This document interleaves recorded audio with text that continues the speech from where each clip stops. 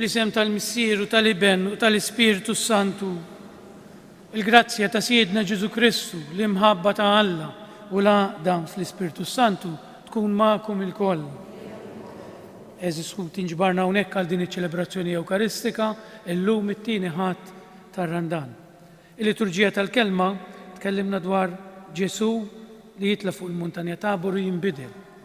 Hekk il-bidla illi wasslitu biex jagħti ħajtu għalina naraw fil-glorja tiegħu fuq il-Muntanja Tabor ftit qabel ma jitla Ġerusalem u jiġi arrestatu maqtul. Anke r-Randan lina jitlubna nagħmlu bidla fil-ħajja tagħna. Il-bidla hija parti mill-ħajja, il-bidla hija parti mill-mixja tal-ħajja, aħna ta' kuljum ninbidlu.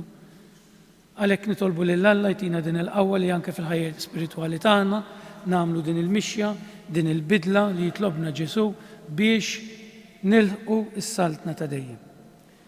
Bil-preparazzjoni għal din l-Ewkaristija li ser nofruha b'suffraġġju għar-Roħ Toni Vella u l-familja Cardona ejjew nirrikonoxxu ħtijietna li għandna bżonn il-maħfra ta' Alla billi ngħidu flimkien nistqar l-Alla li jista' kollox u li lilkom ħuti li jiena dnibt ħafna bil-ħsieb, bil-kliem, bl-għamil u billi ħallejt dmirijieti, ħtija tiegħi, bl-akbar ħtija tiegħi.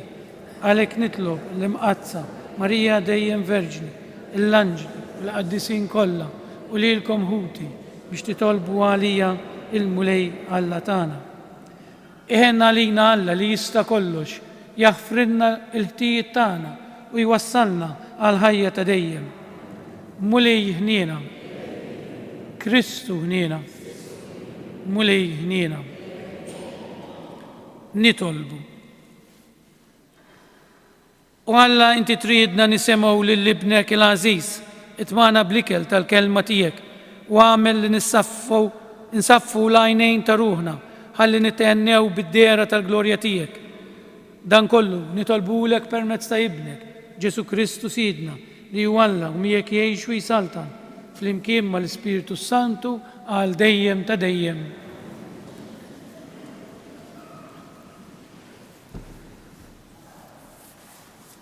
Qarrim il-ktieb tal-Ġenesi. F'dak iż-żmien il-mulej qal lill-Abram: qum u itlaq minn artek, minn art twelidek u minn dar missierek lejn l-art li jien nurik. U jien nagħmlek ġens kbir, imbirkek u nkabbarlek ismek u int tkun barka. Jien imbirek lil min ibirkek u nisħet lil min jisħtek. U jitbirku bik it-tribujiet kollha tal-art. U tela Abram kif kien qallu l-mulej. Il-kelma tal-mulej.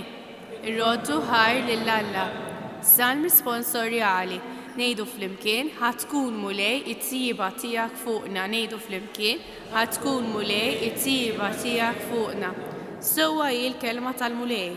Kollox bil-fedeltà huwa għamel u jħobb id-dritt u sewwa bit-tieba tal-mulej mimlija l-art. Ngħidu flimkien ħatkun mulej it-tieba tiegħek fuqna.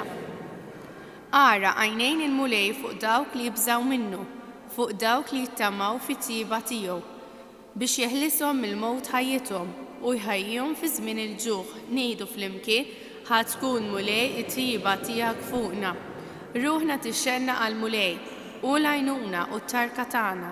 Ħatkun mulej it-tieba tiegħek fuqna, kif fik hi t-tama tagħna. Ngħidu flimkien ħatkun mulej it-tieba tiegħek fuqna.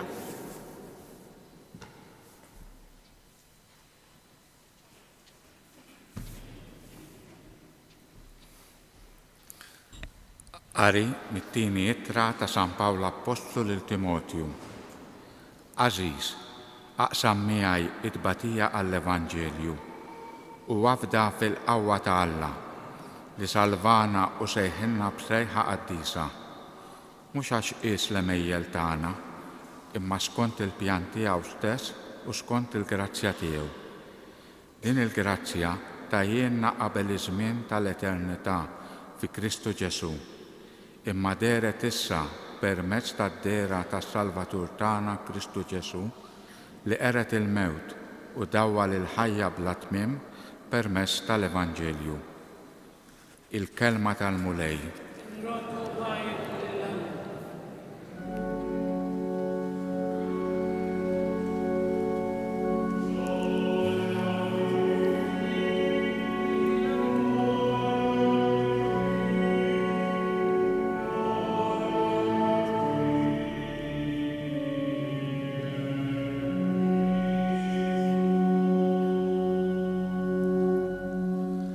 في sħaba kollha dawl leħen il-missier instema' danu ibni l-Aziz li fih sibt l-għaxqa tiegħi isimgħu lilu.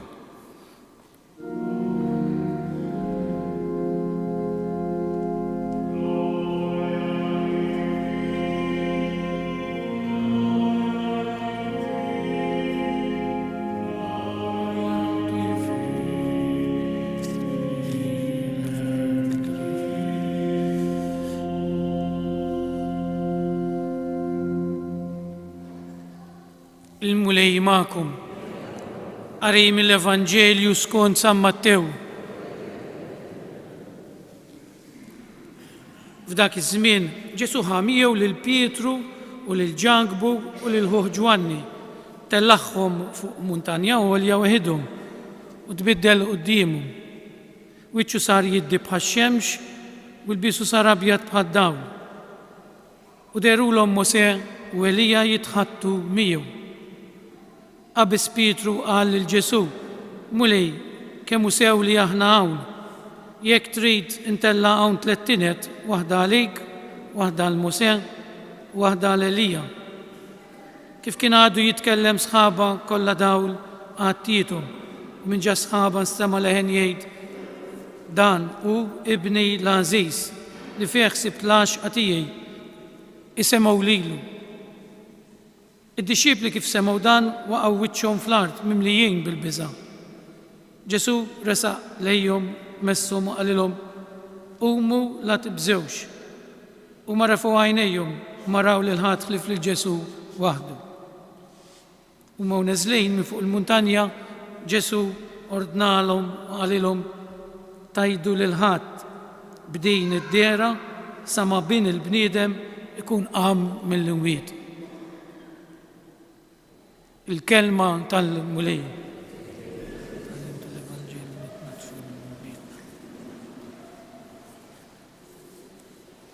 Trasfigurazzjoni. Meta ngħidu trasfigurazzjoni qed nimplikaw bidla. U t-tema li nixtieq naqsam magħkom illum hija l-bidla.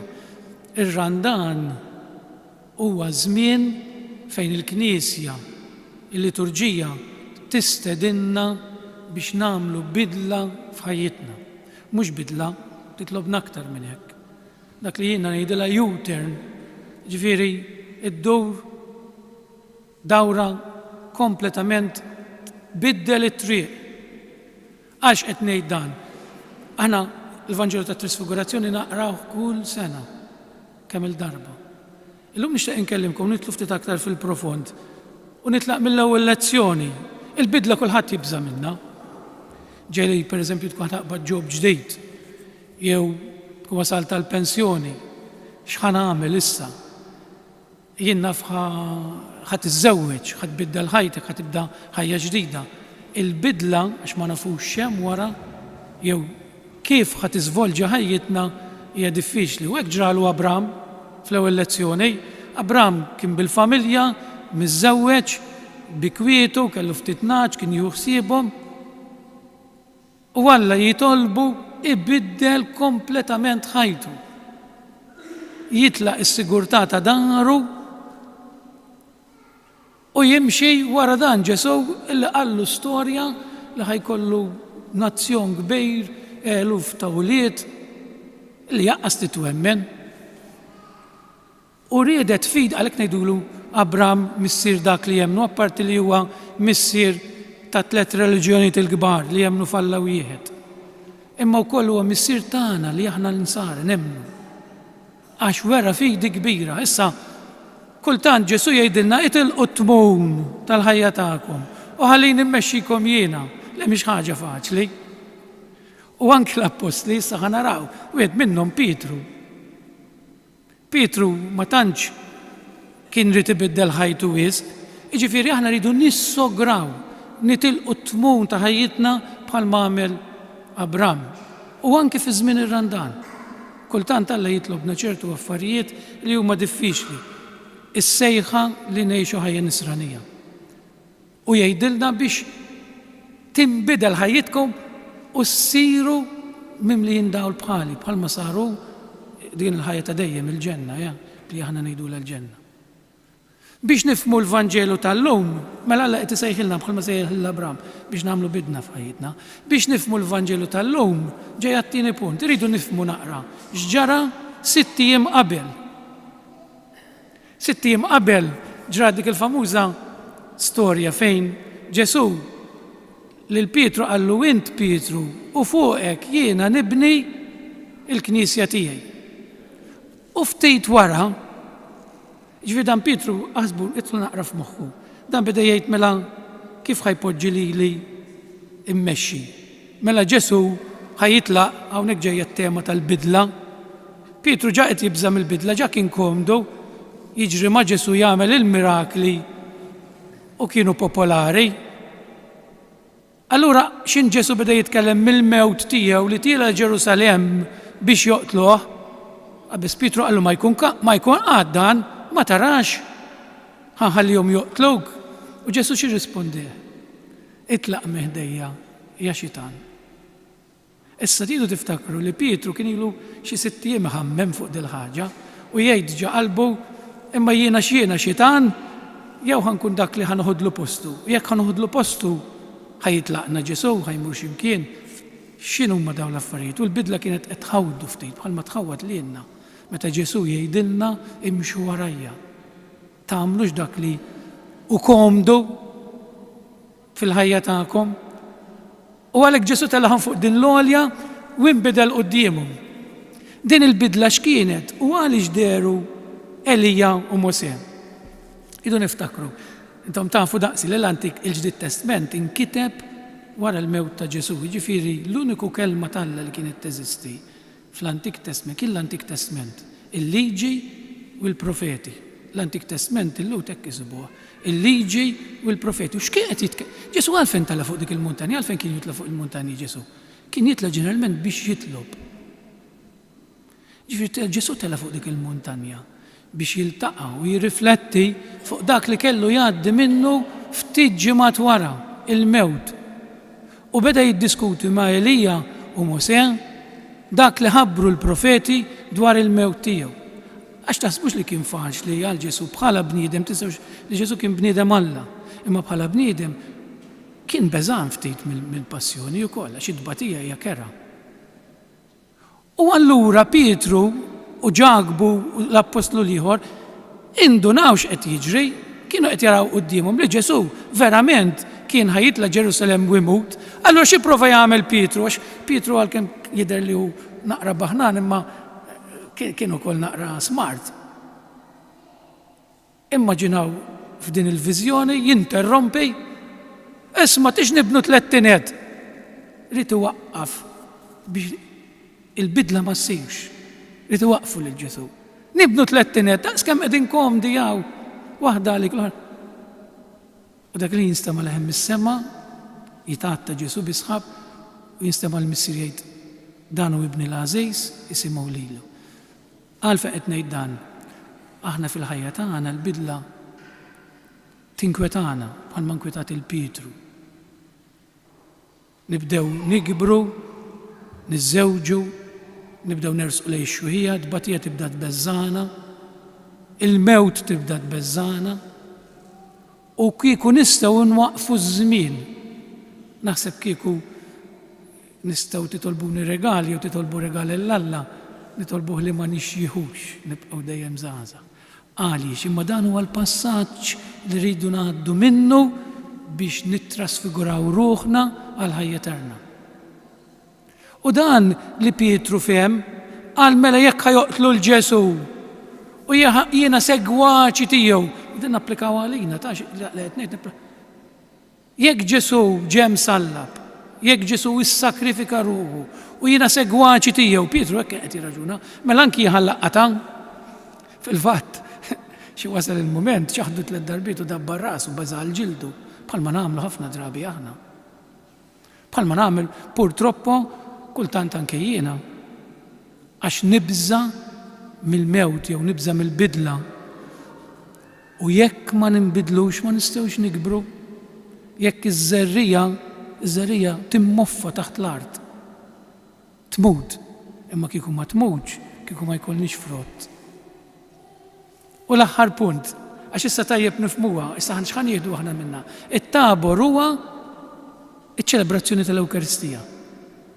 Ġesu jitla fuq il-muntanja biex jisma' l-kelma l-ewwel parti tal-Qudiesa qed nagħmlu s-sena l-isqof fid-djoċiżi tagħna dwar il-kelma tal-Alla, kollox mill-kelma tal-Alla.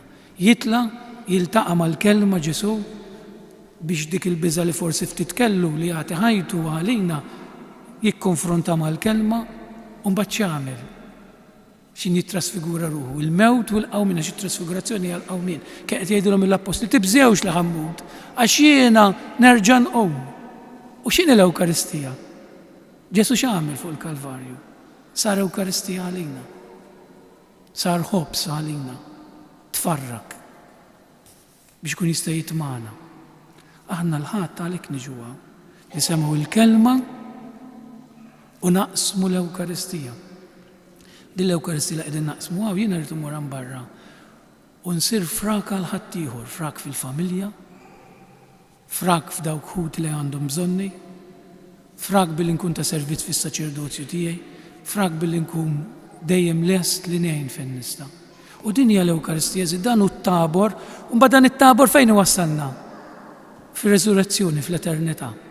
Rridu ngħaddu mill-mewt, rridu ngħaddu mid-tbatija li kulħadd jibża minnha.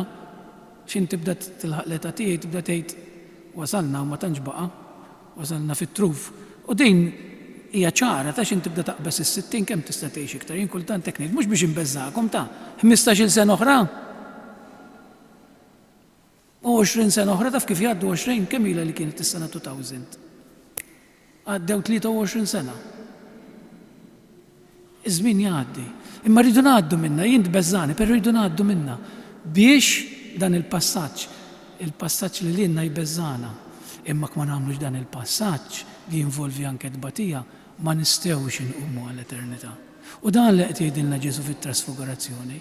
U dal-passaġġ nistgħu nibdew nagħmluh minn issa billi nkunu nisemgħu il-kelma ta' nhar ta' Ħadd, naqsmu l-Ewkaristija u mbagħad noħorġu għan barra u nkunu Ewkaristija għal ħadd ieħor. Ma nafx jiena ħsibt dawn il-ftit sibiet li naqsam magħkom li huma ftit differenti minn dak li nisemgħu is-soltu fuq it-trasfigurazzjoni, ma jiena nemmen li dawn huma l-affarijiet il-Bibja l-kelma tal-Alla u l-Ewkaristija rridu nagħmluha tagħna, rridu ngħixuha. Għalhekk nitolbu lil Alla jtina din il-grazzja tal-li nkomplu hekk nifhmu din x'inhi t-trasfigurazzjoni ta' ħajjitna, aħna bil-mod il-mod nimbidlu tal-ħajjitna, ejjew nimbidlu wkoll fil-ħajja spiritwali. Dan l-invejt li tagħmlilna l-Knisja kull meta jkun nirrandan. Ikun infaħħar Ġesu Kristu. Sa nqumu bil-wieqfa biex flimkien nagħmlu l-istqarrija tal-fidi tagħna billi ngħidu jiena nemmen f'Alla wieħed, il-Missier li jista' kollox, li ħalaq is-sema u l-ard, dak kollu li jidher u dak li ma jidirx. F'Mlej wieħed Ġesu Kristu, Iben waħdieni ta' Alla, imnissel mill-Missier qabel kull żmien, Alla minn Alla, dawn minn dawn, Alla veru minn Alla veru, imnissel mhux magħmul, natura waħda mal-Missier u bih sar kollox, niżel mis-smewiet għalina l-bnedmin u għal-fidwa tagħna u għal-ġisem bis-seta tal-Ispiritu Santu minn Marija Verġni u sar bniedem, salbuh għalina bata taħt Ponzu Pilatu, mietu difnuh u fit-tielet jum qam minn belwiet skont il-kotba mqazza u tal-assema qiegħed fuq l-lemin tal-Missier u għandu jerġa' jiġi glorja x'jagħmel ħaq mill-ħajjin u mill-mejtin u s-saltna tiegħu ma jkollix tmiem. Sant mulej li jagħti l-ħajja li ġej mill-Missier u mill-Iben li hu meqjum u mweġġaħ flimkien mal-Missier u mal-Iben u li tkellem f'hom il-profeti fi Knisja waħda, qaddisa, kattolika, apostolika, nistqar ma'mudija waħda għal maħfra ta' dnubiet, nistenna l-qawma mill-wied u l-ħajja ta' żmien li ġej. Nitolbuk mulej li tilqam it-talbiet tagħna ħankompli u tkompli tkun il-kelmiet li tmexxina fil-ħajja tagħna. Ngħidu flimkien mulej kun inti d-dawl tagħna. Mulej jieqaf mal-Knisja sabiex bħeġġa tkompli twassal il-kelma tiegħek lill-bnedmin kollha nitolbu. Mulej dawwal is-setanin ta' din l-art biex jaħdmu ħalli jieqfu l-gwerer u s-saltan il-paċi fost il-popli kollha nitolbu.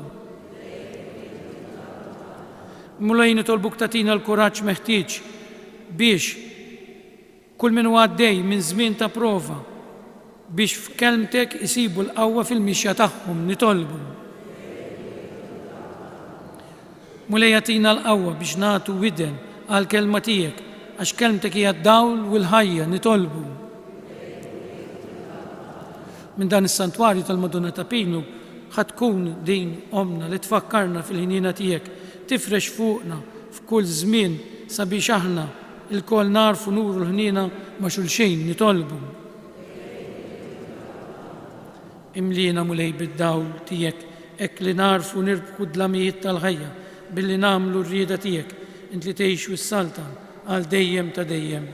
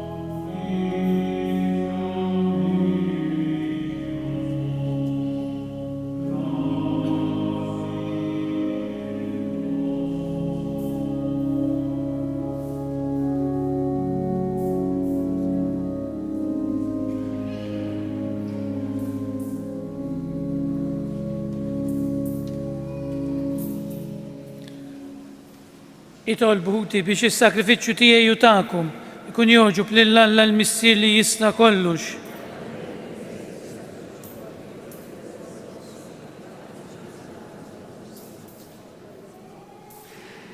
Il-vittma li sejrin nofrulek mulej tnaddafna miħtijietna, tqaddisna fir-ruħ u l-ġisem biex niċċelebraw kif jixraq il-misteru tal-Għid bi Kristu Sidna.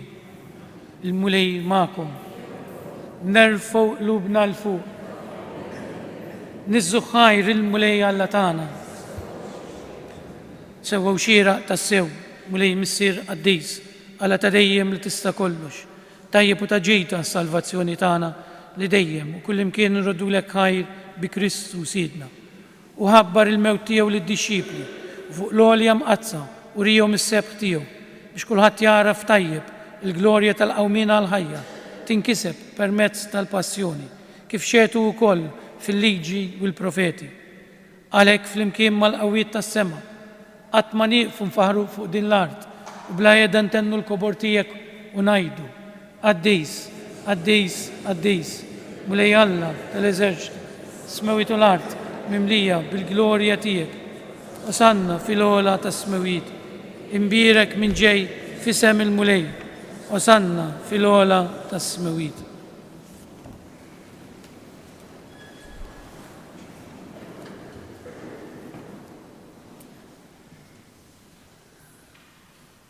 Qaddis tas-sewint mulej inti lajn ta' kull qdusija. Qaddis għalhekk nitolbuk dawn l-offerti bil-barka tal-Ispirtu tiegħek biex isiru għalina il-ġisem u d-dem ta' Siedna Ġesu Kristu. Li meta kien ser jirnata biex mirajħibati ħal ħobs, radlek il-ħajr, birek, qasam, tali d-disċipli tiegħu u qal: ħudu u kullu il-koll minn dan, għax dan huwa ġismi li jingħata għalikom.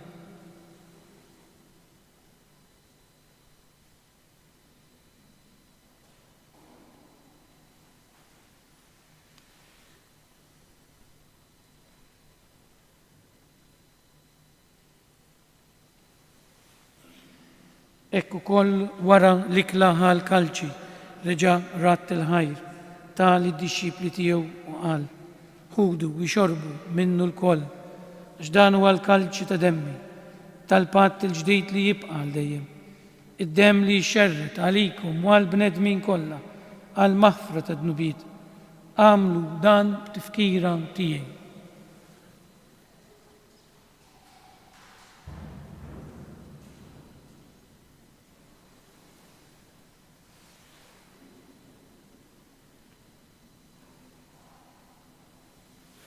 Dan hu l-misteru tal-fidi.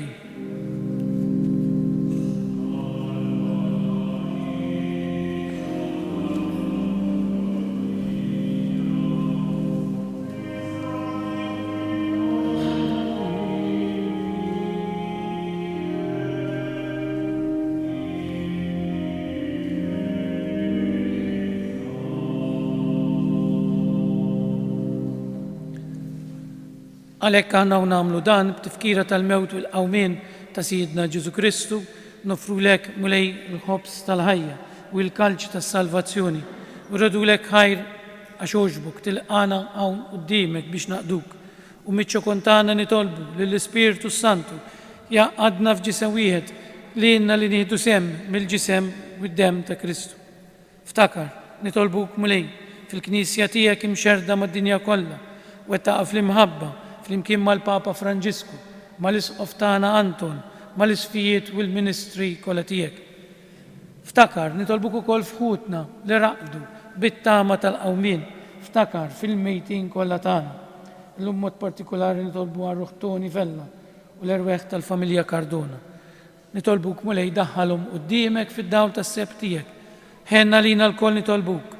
Għati lilna wkoll il-wirt tal-ħajja ta' dejjem, flimkien mal-Verġni Mqazza, Alla Marija, ma' San Ġusepp raġel tagħha, mal-Apostli u l-qaddisin kollha li jgħixu fil-biberija tiegħek sa mill-bidu tad-dinja. Għamel magħhom infaħruk u nsebħuk b'Ġesu Kristu ibnek. Bi Kristu, ma' Kristu u fi Kristu, jingħata lilek Alla Missir li tista' kollox, flimkien mal-Ispiritu Santu, kull ġieħu glorja għal dejjem ta' dejjem. Din il-mixja tagħna hekk lejn il-bidla tal-ħajja tagħna f'dik tal-ġenna Ġesu jgħidilna itolbu, meta titolbu bit-talba tal-missierna. Għalhekk ejjew ngħidu flimkien dik it-talba li għallimna s-Sinjur tagħna Ġesu Kristu: missierna li inti fis-smawiet jitqaddes ismek, tiġi saltnatek, ikun li trid int kif is-sema hekk ukoll fl-art. Ħobżna ta' kuljum għatina llum, aħfrilna dnubietna bħalma naħfru lil minu ħati għalina, la ddaħħalniex fit-tiġrib, iżda ħlisna mid-deni. Ħlisna nitolbuk mulej minn kull deni. Għatina fit-tieba u l-ħnina tiegħek il-paċi fi żmienna biex inkunu ħielsa dejjem mid-dnub u imħarsa minn kull inkwiet. Aħna u nistennew nittamaw lejna u l-miġja tas-Salvatur tagħna Ġesu Kristu. Mulej Ġesu Kristu, li jgħid l-apostli tiegħek, nħallilkom is-slim, nagħtikom is-slim tiegħi, la tħares lejn dnubietna, iżda ħares lejn il-fidi tal-Knisja tiegħek, għatija slim u l-għaqda li jien trid fija li tgħix wis-saltan għal dejjem ta' dejjem. Il-paċi tal-mulej tkun dejjem magħkom. Natu l-paċi lil xulxin. Paċi magħkom, paċi magħkom. Il-ġisem fl-imkien mad-dem tas-Sinjur tagħna Ġesu Kristu kun jiswew lilna li ser nitqarbnu bihom għal ħajja ta' dejjem. Amen. Ħaruf tal-Alla ħenna għalina. Ħaruf Talla li tneħħi d-nubiet tad-dinja, ħenna għalina. Ħaruf Talla li tneħħi d-nubiet tad-dinja, għatina l-paċi.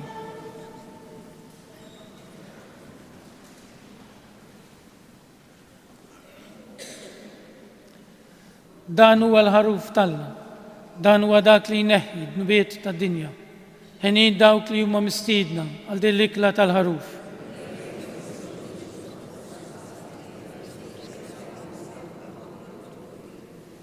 الجسم flimkien mad-dem tas-Sinjur tagħna Ġesu Kristu kien jiswellina se nitqablu bihom mal-ħajja ta' dejjem.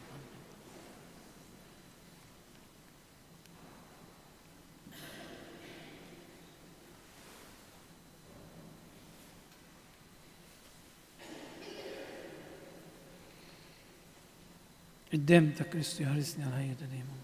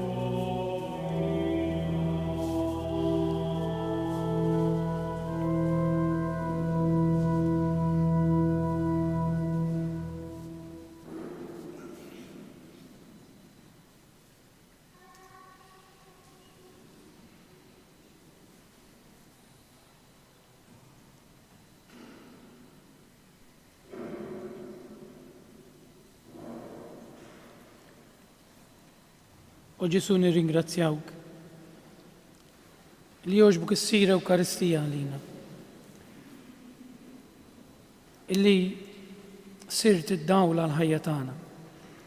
Tina l-qawwa li aħna wkoll ma nibżewx mill-bidla interjuri fil-qalb tagħna. Ma nibżewx nimxu l-qudiem fil-ħajja spiritwali. Tina l-qawwa li nkunu wkoll dawk li waslu l-kelma lil ħadd ieħor, li nkunu Ewkaristija għal dawk ta' madwarna. Anke f'dan ir-randan imqaddis. Glorja lil Missier lill-Iben u lill-Ispiritu Santu.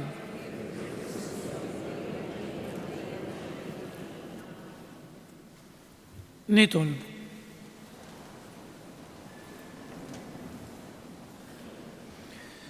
Bil-ħrara kollha irrodulek ħajr mulej għal din it-qarbina li għamilna, li bija sa minn din id-dinja stess tatina sehem il-ħwejjeġ tas-sema bi Kristu Sidna. Għandna xi avviżi. Fit-tmiem meditazzjoni tal-kelma ta' Alla, ifakruklhom li kull nhar ta' erba' matul ir-randan qed ikun hawn il-meditazzjoni dwar ir-randan. Għażlu l-aħjar ħin għalikom jew fid-9 ta' filgħodu jew inkella fil-għaxija fis-7 ta' filgħaxija.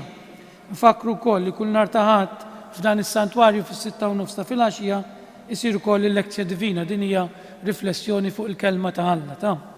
Qoti tad-demm nħeġġu lil kull minnu f'saħħtu sabiex nhar it-3 7 ta' Marzu jmur jagħti d-demm li hawn tant bżonnu mis-sija sal-5 ta' filgħaxija fil-berġa tas-saħħa tax-Xewkija. Tinsjewx tieħdu magħkom il-karta tal-identità. Eżerċizzi għaż-żgħażagħ li jinsabu f'Malta. L-eżerċizzi li ser isiru minn Fader Bernard Gatt fil-kappella ta' Chaplaincy nhar it-tlieta 7-14-21 ta' Marzu fit-8 ta' filgħaxija tal-Università ovvjament. Il-karità, ir-randan hu żmien fejn fih nitalmu nagħtu widen lil dawk li huma fil-bżonn. Għalhekk inħeġġukom biex tpoġġu xi oġġetti tal-offerti tagħkom fil-qalb tal-karità li hemm fuq in-naħa tal-artal tal-ġenb. Il-mulej magħkom. Iberikkom Alla li jista' kollox, il-Missier, l-Iben u l-Ispiritu Santu. Morru fil-paċi ta' Kristu. Min qalbi nawguralkom il-ġurnata tal-Ħadd it-tajba.